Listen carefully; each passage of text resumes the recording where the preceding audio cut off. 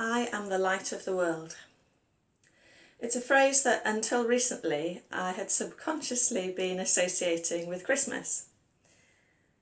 The light that Jesus brings into the darkness as we light an Advent wreath, as we light a Christingle, as we light Candlemas candles. It brings comfort and hope in dark times. But what does it mean for us to consider Jesus the light of the world in the middle of Lent? When spring is on its way, when the days are lengthening and getting lighter,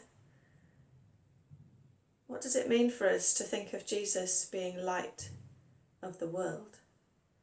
And what does it mean when traditionally in Lent we're thinking of Jesus spending a really long time in the wilderness away from the rest of the world?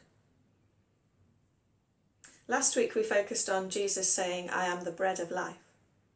And the discourse in John's Gospel comes shortly after the miraculous feeding of the thousands with just a few bread and fish.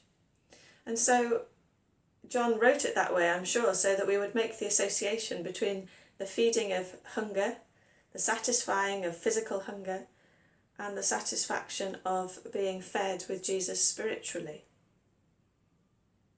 So where does Jesus, "I am the light of the world's" saying come from? Does it follow a miraculous miracle to do with solar panels or light bulbs, or even beacons of fire or oil lamps? It would make sense if it did. But no, there's something much less impressive than that, which comes just before this saying. Something actually far more embarrassing and sobering. So let's read now from John's Gospel, chapter 8.